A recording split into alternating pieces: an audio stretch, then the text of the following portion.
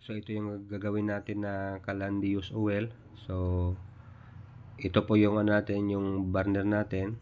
Mayroon po siyang 4 inches yung laki ng tubo na gagamitin natin. So nagsukat mo pa ako nito sa baba ng steel plate. So binilugan ko yung steel plate para po i-cover natin sa baba. Yan po yung daanan ng natin ng hangin, ang daanan ng burner natin. Yan po siya. So ito yung steel plate na binilugan natin. Ito yung flooring niya. So ito po yung burner tube niya. So pinutasan po yan ng 1.5 mm na drill bit. So ang size niya is 1.5. So susukat po ako, lagay ko po sa gitna. Yan po yung natin, yung daanan ng hangin. So yan nga po, binutasan natin yung binutasan po natin yung ang daanan ng oil natin. Ito po yung daanan ng oil. So bubutasan po natin po to. Ito po yung step by step na gagawin natin paano gumawa ng Calandius oil.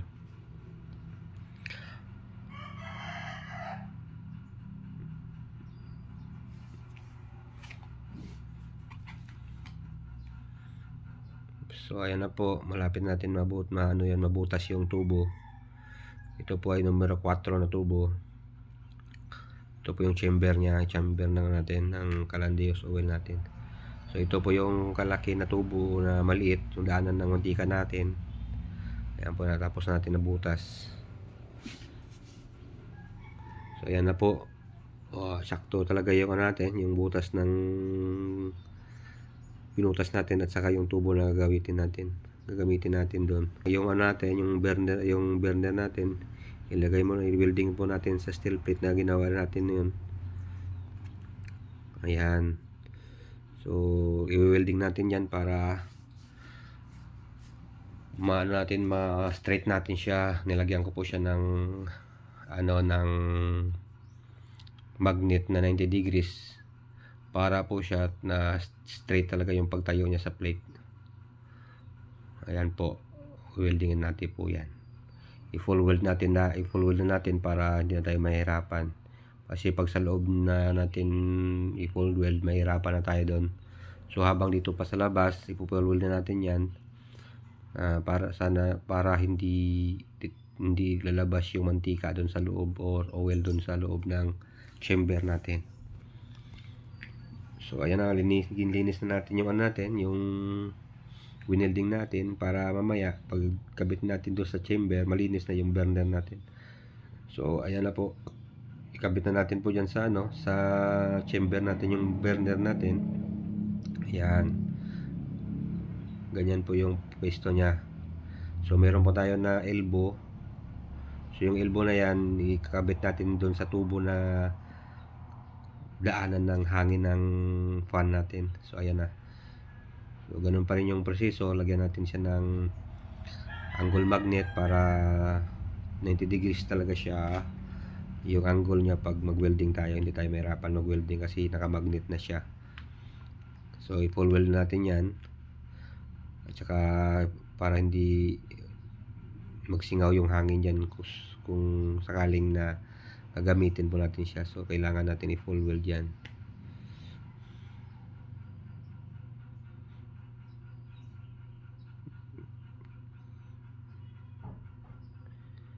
So ayan na po, malapit natin na full weld yung natin, yung daanan ng hangin o daanan ng fan natin, hangin ng fan natin. So ayan na, ginano ko na siya, nilinis ko na siya para hindi natin mahirapan pag ikabit natin dun sa chamber. Yan. So ayan na po, ball natin yon. So yan natin ilagay sa chamber. So ayan na yung chamber natin at saka yung dadan yung tube burner natin, ikakabit natin doon yung flooring. So ayan, welding ko na yung flooring na yon, yung flooring ng steel plate. Yan, i-welding natin po dyan.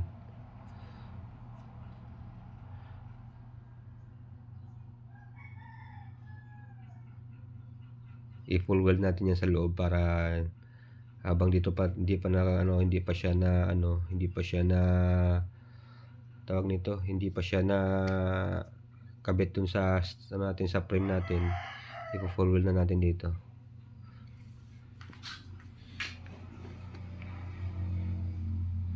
So ayan na po, iyan natin lang sa gilid kasi yan, ipo-full weld natin dyan sa gilid para walang tagas talaga na ano, na oil or mantika dyan sa chamber natin. So ayan na, nakabit natin, na welding na natin, na full weld natin yung yung chamber natin at saka burner na ano, yung kanya, yung flooring niya.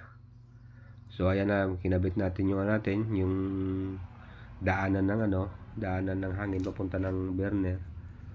Ayan, i-full weld natin yan para walang makasingaw na hangin, diretso talaga dun sa chamber niya yung hangin. Yan na po, yun, maganda kasi to, kasi pag sa bahay nyo, pag mayroon kang used oil na itatapon mo na lang, so pwede mo gamitin dito. Kaya magprito ka ng isda, hindi mo na gamitin yung ano niya, yung mantika niya, pwede natin magamit dito. So linis na natin yung ano, yung welding natin.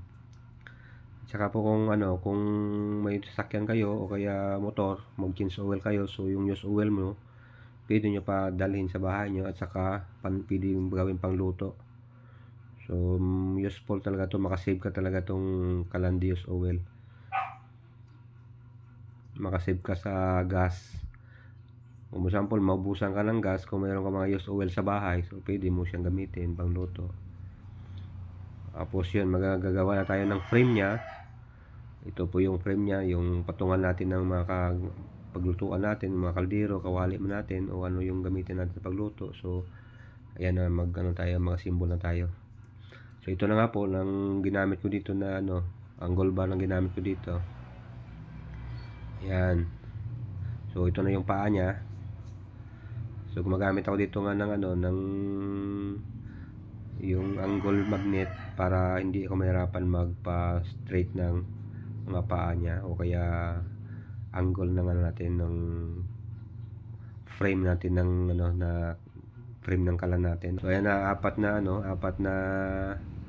paa na kinabit natin, yung apat na paa ng ano natin, ng kalan natin.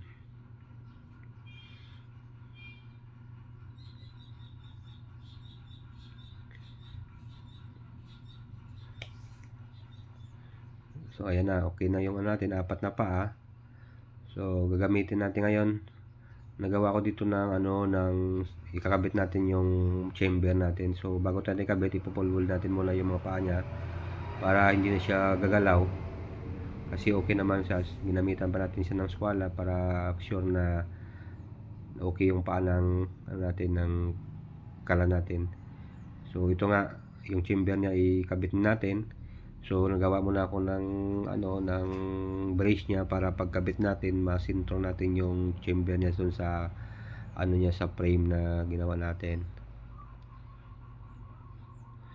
So gano, lagyan ko muna siya ng brace para hindi siya gagalaw habang naglalagay ako ng brace din sa baba niya. So ayan na po, nakabit natin. So i-welding natin yan para hindi siya gagalaw. I-welding natin dyan sa ano niya, sa frame yan. Winelding ko sa frame, tapos nakasintro na yung burner natin or chamber natin doon sa gitna. Yan, lagay ko na yung ano niya, yung brace niya sa baba. Yan na po yung maghawak doon sa natin, maghahawak doon sa chamber natin, yung kabilya na ginawa ko na yan na 4 na piraso.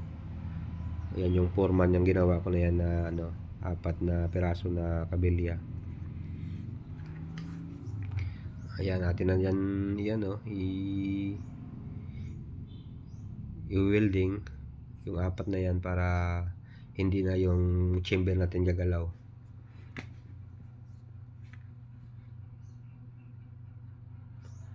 Bali 4 po yan. So ayan na, nakabit natin yung 4 na ano, na brace niya. So tanggalin natin tong temporary natin nilagay na brace na para hindi siya gagalaw. So kahit tanggalin natin yan, hindi nagagalaw yung brace niya kasi naka-fix na yung sa baba na ginawa nating brace.